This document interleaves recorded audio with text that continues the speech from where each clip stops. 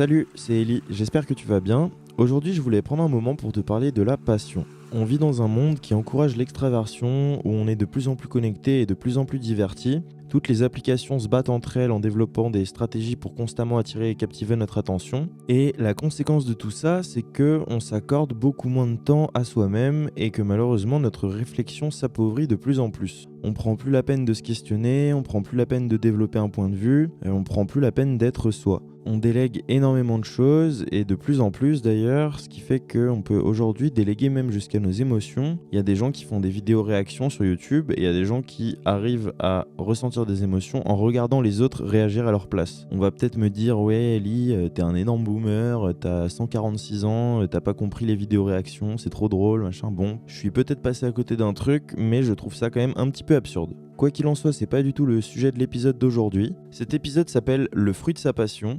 Et tu vas comprendre dans quelques instants pourquoi.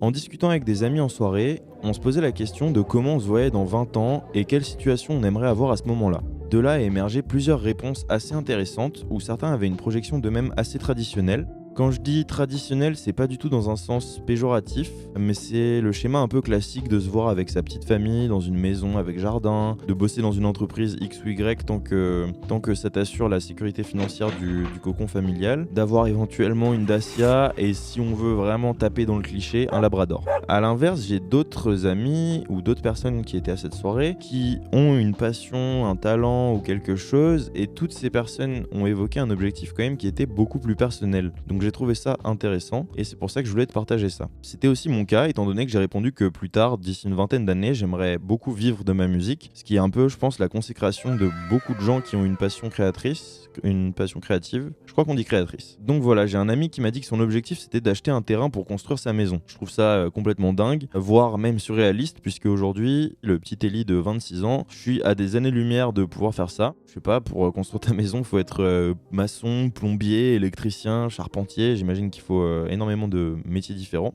Mais mon pote, quand j'ai essayé de lui expliquer que je trouvais ça surréaliste, il m'a dit que en même temps, 20 ans, ça te laisse le temps de te former sur énormément de choses. Donc, je veux bien lui concéder. J'espère sincèrement pour lui que quand j'irai chez lui dans 20 ans, ce sera la maison qu'il aura construite de ses mains. Bref, je m'égare un peu. Quelques bières plus tard dans la soirée, certaines personnes qui avaient donné une projection de leur avenir plutôt traditionnelle se sentaient un peu dévalorisées par rapport aux personnes qui avaient une vision de leur avenir peut-être plus atypique. Alors attention, c'était pas le cas de tout le monde, donc je tiens quand même bien à nuancer ce propos. Et s'il y a des gens qui ont une vision de l'avenir plus classique ou plus traditionnelle et que ça leur convient, je suis vraiment ravi pour eux puisque c'est vraiment pas toujours facile de savoir ce qu'on veut faire de sa vie. En tout cas, ça n'a pas été facile pour moi.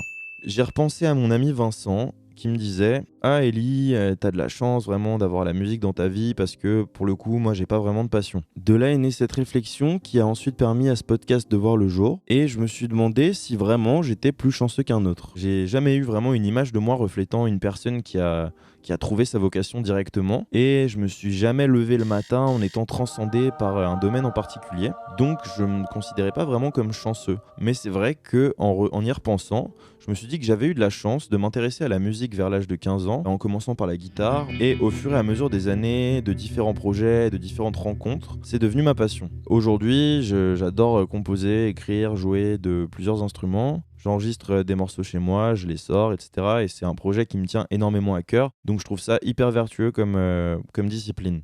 Quoi qu'il en soit, j'avais envie d'adresser ce premier épisode du podcast aux gens qui n'ont pas vraiment de passion, pas d'objectif ou pas de but précis, ou qui trouvent tout simplement que la projection d'eux-mêmes dans un schéma de vie un peu traditionnel comme je viens de la décrire ne les enchante pas plus que ça. Donc si t'as déjà un projet qui te tient à cœur, des convictions pour lesquelles tu te bats ou quelque chose qui pourrait s'en rapprocher, cet épisode va probablement pas t'apprendre grand chose de plus que ce que tu as déjà trouvé par toi-même. Et dans ce cas, vraiment, je t'en félicite puisque, comme je disais un tout petit peu avant, c'est vraiment pas facile de trouver et de savoir ce qu'on veut faire. Le meilleur moyen de trouver sa passion, je pense que c'est de se poser quelques questions. La première question, c'est pas forcément la première en termes d'importance, mais c'est la première que tu peux te poser pour t'aiguiller sur ce qui pourrait être ta passion dans les activités que tu fais déjà aujourd'hui. Cette question, elle va te paraître logique puisqu'on parle de passion, mais c'est est-ce qu'il y a une activité que tu peux faire pendant des heures sans te lasser ?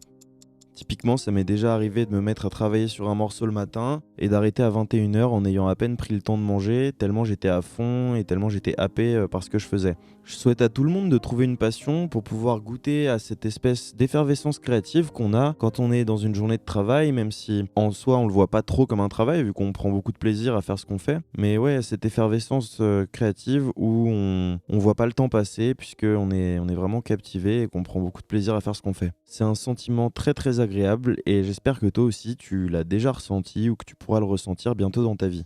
Une autre question qui est un peu plus générale que j'avais beaucoup aimé en lisant un livre qui s'appelle Miracle Morning, c'est pourquoi est-ce que tu te lèves le matin? Et c'est vraiment une très très bonne question, je pense, puisque c'est une question qu'on n'a pas tendance à se poser de manière naturelle. Le pourquoi on se lève le matin, on se lève le matin parce que c'est le matin et qu'il faut bien commencer la journée. Mais il faut aborder cette question dans un sens plus philosophique et se demander qu'est-ce que j'ai envie d'accomplir aujourd'hui, quels sont mes objectifs et qu'est-ce qui me rendrait heureux en me couchant ce soir, qu'est-ce que j'ai réellement envie de faire aujourd'hui. Après, j'ai bien conscience que c'est une question quand même assez luxueuse, que tout le monde ne peut pas forcément se poser facilement. Alors beaucoup de gens vont me dire « Ouais, mais Ellie, j'ai un travail pénible, un job que j'aime pas trop ou pas forcément, mais il faut bien que je paye mes factures, mon loyer, etc.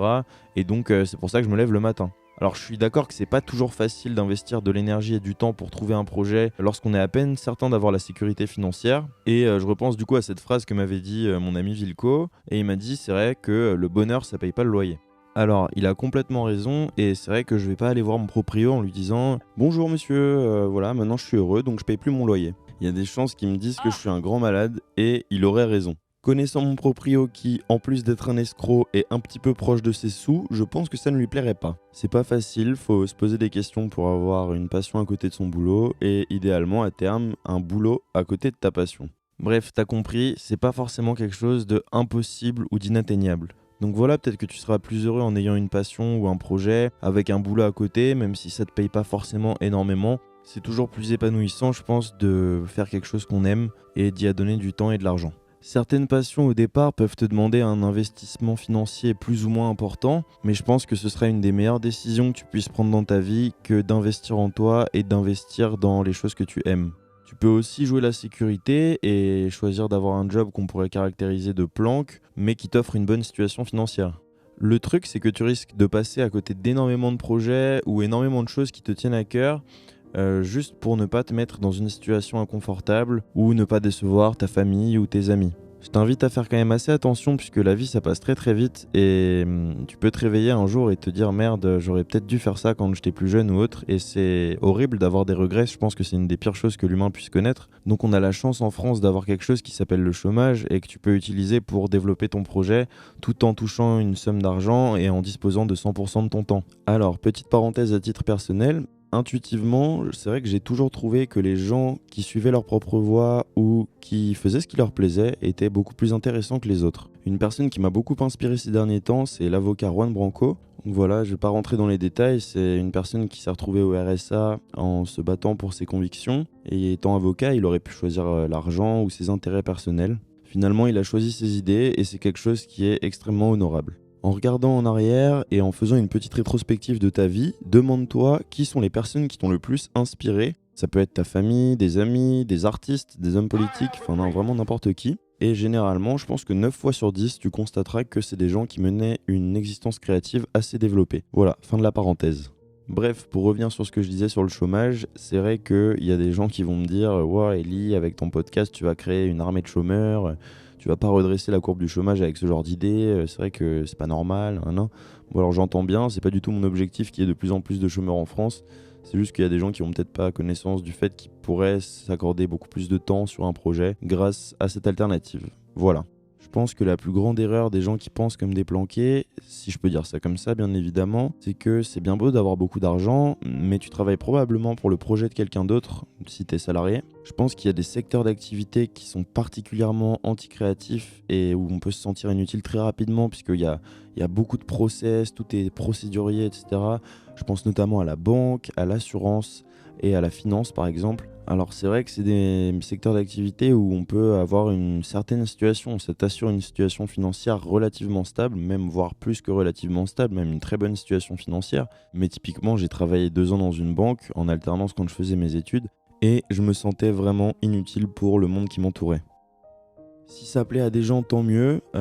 J'ai du mal à concevoir qu'on puisse s'épanouir là-dedans. Je pense que beaucoup de gens se mentent à eux-mêmes en se disant qu'ils ont un super job alors que en vérité ils y trouvent pas vraiment de sens, mais ils y trouvent beaucoup d'argent. Donc après, pour moi l'argent c'est un outil, c'est pas une finalité. Comme je disais en ce début d'épisode, chacun mène la vie qu'il a envie de mener et c'est la liberté individuelle, c'est fondamental, donc je tiens à prôner ça. Et donc si des gens arrivent à s'épanouir dans les boulots que j'ai cités juste avant, vraiment bravo à eux. Bref, c'est pas le sujet de ce podcast. Peu importe ton job, imaginons que tu te retrouves sans ce boulot. Imaginons, il y a un plan social, il vire énormément de gens dans ta boîte, ce qui est en plus le cas de pas mal de boîtes en ce moment avec le Covid. Tu te fais virer de ton taf ou pour une raison de santé, tu peux plus travailler ou autre. Bref, le jour où tu perds ce boulot, qu'est-ce qu'il te restera ? Et pose-toi cette question, je pense, qu'est-ce qu'il te restera si jamais tu n'as plus ce travail ? À quoi tu pourras te rattacher pour t'occuper la journée ? Dans quoi tu auras envie d'investir ton temps libre ? Même si, bien sûr, si tu as un boulot, je te souhaite pas de le perdre, évidemment. Pour ajouter un peu de nuance dans mon propos, c'est vrai que j'ai rien contre les gens carriéristes, les gens qui veulent gravir les échelons d'une entreprise pour se créer une place et sécuriser au maximum leur situation. C'est quelque chose que je comprends. Je pense que tu comprendras pourquoi, de par tout ce que je t'ai dit avant. Ce que j'aime moins, en revanche, c'est les gens qui sont prêts à tout pour ça et qui font du coup énormément de coups en traître ou qui ont un comportement où ils vont dénigrer ou écraser les autres. Et ça, c'est quelque chose que je trouve extrêmement dommage. Peut-être qu'au moment où je te parle, tu penses à des gens que tu as connus ou peut-être même que tu connais en ce moment dans l'entreprise dans laquelle tu travailles. Et dans ces cas-là, je te souhaite vraiment bon courage parce que c'est vraiment des gens avec qui c'est pas facile de dealer tous les jours. Bref, chacun est libre de vivre comme il l'entend, mais me concernant, c'est pas du tout mes objectifs, ni même l'image que j'ai envie de laisser aux gens que je croise sur ma route professionnelle par exemple. Tout ça pour te dire que même si le contexte est parfois compliqué, je pense qu'il faut s'accrocher et investir le temps qu'on a en dehors de son boulot pour essayer de développer une passion, voire plusieurs. Et c'est quelque chose qui jouera énormément sur ton bonheur, comme ça a pu jouer sur le mien ces dernières années. Tu vas peut-être pas vivre très longtemps, même si on vit tous généralement comme si on allait mourir à 80-90 ans. Ça peut peut-être s'arrêter avant, et c'est pas du tout ce que je te souhaite. Je te souhaite d'avoir une longue vie prospère. Mais on a tous les mêmes 24 heures dans une journée, et ça passe très vite. C'est pour ça que je t'invite vraiment à investir ton temps dans les activités qui te tiennent à cœur. Que t'aies un mi-temps, un 35 heures, un 39 heures, un intérim, ou quoi ou qu'est-ce, vraiment je t'invite à prendre du temps pour toi et ton projet, un peu chaque jour, et si tu peux pas un peu chaque jour, essaie de le faire le plus régulièrement possible. Mais vraiment, je pense que c'est quelque chose qui, au début, peut être presque contraignant, mais une fois que tu auras trouvé ce que tu aimes faire et ce que tu souhaites faire, tu peux développer un projet avec ça et ça te rendra vraiment heureux. Une passion, ça peut prendre énormément de formes et c'est vrai que c'est pas toujours facile de savoir ce qu'on veut faire ou de trouver sa passion. Donc une autre question que tu peux te poser, c'est qu'est-ce que je faisais quand j'étais petit que j'ai délaissé en grandissant ? Et ça, c'est souvent un bon axe de réflexion pour les gens qui, aujourd'hui, n'ont plus de passion et qui, en fait, avaient peut-être énormément de passion quand ils étaient petits. Mais au fur et à mesure du temps, ils ont délaissé ça parce qu'ils préféraient peut-être investir leur temps dans d'autres activités. Ça peut être tout simplement parce que t'es devenu un adulte, parce que t'as déménagé, parce que t'as eu un problème de santé qui ne te permet plus de faire cette passion aujourd'hui, parce que tu préfères jouer aux jeux vidéo, parce que les gens qui avaient cette passion commune avec toi ne sont plus là pour la faire aujourd'hui et du coup tu t'es retrouvé seul et tout seul cette passion ne te convenait plus. Voilà, c'est pas infaillible, il y a sûrement aussi beaucoup d'activités que tu faisais quand tu étais petit qui ne te plaisent plus aujourd'hui et je pense que c'est normal puisque chaque être humain évolue au fur et à mesure de sa vie et on n'a pas forcément toujours les mêmes goûts quand on a 15, 25 ou 35 ans. Alors, je vais rajouter un peu de nuance dans ce propos puisque ça me semble important. J'ai rien contre Netflix, j'ai rien contre les jeux vidéo, j'ai rien contre toutes les activités de divertissement de la Terre, c'est trop bien. Je diabolise pas, je joue aux jeux vidéo de temps en temps, je regarde Netflix quand on me conseille une bonne série et c'est normal. Par contre, je reste intimement convaincu que ces activités divertissantes seront beaucoup plus appréciables si tu as pu passer du temps sur ton projet avant, ou exercer ta passion, ou avancer sur tes objectifs. Une passion, après, si je peux te donner quelques exemples, ça peut prendre quand même énormément de formes. Ça peut être par exemple l'audiovisuel, ça peut être le cinéma, la transmission de savoir. Qu'est-ce que ça peut être d'autre ? Ça peut être une cause humanitaire, ça peut être la musique, comme moi par exemple. Ça peut être la littérature, le sport, ça peut être aider les autres de plein de manières différentes. Ça peut être le bricolage. J'ai un ami d'amis qui a créé tous les meubles de sa chambre et c'est vraiment incroyable. Ça peut être l'écologie, le dessin, ça peut être la mode. J'ai quelques potes qui créent des fringues et des bijoux, puis ensuite elles les revendent sur des marchés ou sur leur site et elles sont très contentes de faire ça. Je pense que j'inviterai dans le podcast une ou plusieurs personnes que je connais dans ce milieu pour qu'elles puissent en parler un peu plus en détail et j'espère que ça en inspirera certains pour peut-être faire la même chose ou un projet qui pourrait s'en rapprocher.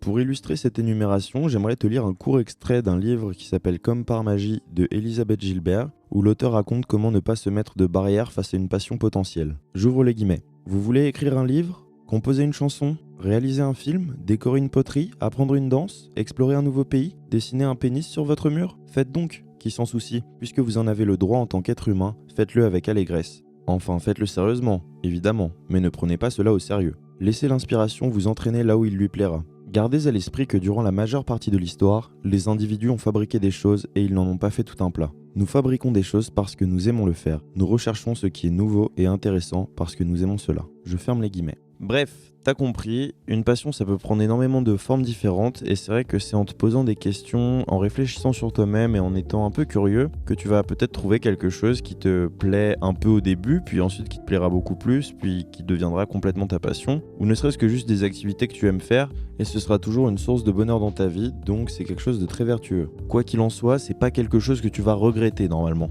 Peut-être qu'un jour tu auras la chance d'en vivre et je te le souhaite vraiment puisque je pense que c'est un peu le golden goal de tous les gens créatifs qui veulent tout simplement vivre de leur création vu que c'est super gratifiant. Après voilà, même si au bout de ton chômage ou même si au bout de ta vie tu n'as jamais pu vivre de ta passion ou qu'elle ne t'a jamais rémunéré assez pour en vivre, en fait c'est pas grave du tout. Tu verras ça peut-être comme un échec mais regarde à côté tous les bienfaits que ça aura pu t'apporter dans ta vie. Le fait que tu sois plus heureux au quotidien, le fait que tu aies pu développer des compétences grâce à cette passion qui t'ont peut-être permis d'ouvrir d'autres portes, d'avoir d'autres boulots ensuite dans ta vie ou de rencontrer d'autres personnes. Enfin, c'est quelque chose dont on ne mesure généralement pas l'entièreté. Et je sais que ça sonne hyper bateau de dire ça, mais en fait, le cheminement, c'est ta vie. C'est à ce moment-là que tu vas pouvoir te donner du temps et du sens à ce que tu fais. Alors que la finalité, c'est peut-être juste un état, un statut ou un moment qui sera presque imperceptible, peut-être que ça va durer que quelques secondes, et du coup c'est pour ça qu'il faut vraiment privilégier le cheminement à la finalité. N'oublie pas que la plupart des gens qui travaillent sur leur passion après leur journée de boulot ou autre, c'est des gens qui n'ont pas l'impression de travailler au moment où ils le font, et ça c'est super. Donc voilà, j'ai conscience que la passion c'est pas forcément quelque chose d'évident à trouver, ça a jamais été quelque chose de transcendant pour moi, où je me suis jamais réveillé un matin en me disant voilà c'est ça que je veux faire, c'est sûr à 100%. Faut juste être curieux, se poser des questions et je suis convaincu que tu finiras par la trouver. Dernière question qui est hyper logique étant donné que je fais un épisode sur la passion. Elle est aussi également très bateau, donc je m'en excuse par avance et je ferai en sorte de pas faire autant de niaiseries dans les prochains épisodes. Mais pour trouver ta passion, une bonne question c'est qu'est-ce qui te rend heureux en fait, tout simplement. Voilà, ça fait un moment que je parle et je pense que c'est une bonne note positive pour terminer ce premier épisode. Enfin pas le fait que je parle mais le fait de te demander qu'est-ce qui te rend profondément heureux. Donc voilà, si t'es encore là, j'espère que ce premier épisode t'a plu et que t'as pris du plaisir à l'écouter. Tu peux suivre l'Esprit Étendu sur Instagram pour rater aucun épisode et également soutenir mon travail sous forme de dons via la plateforme Patreon si tu le souhaites. N'hésite pas à m'envoyer un message sur Instagram, ça me fera toujours plaisir et ça me donnera de l'essence pour continuer et sortir les prochains épisodes. Merci à toi d'avoir écouté l'Esprit Étendu, le podcast pour élargir ta vision du monde et dépasser les bornes de ta pensée. Prends soin de toi, ciao ciao.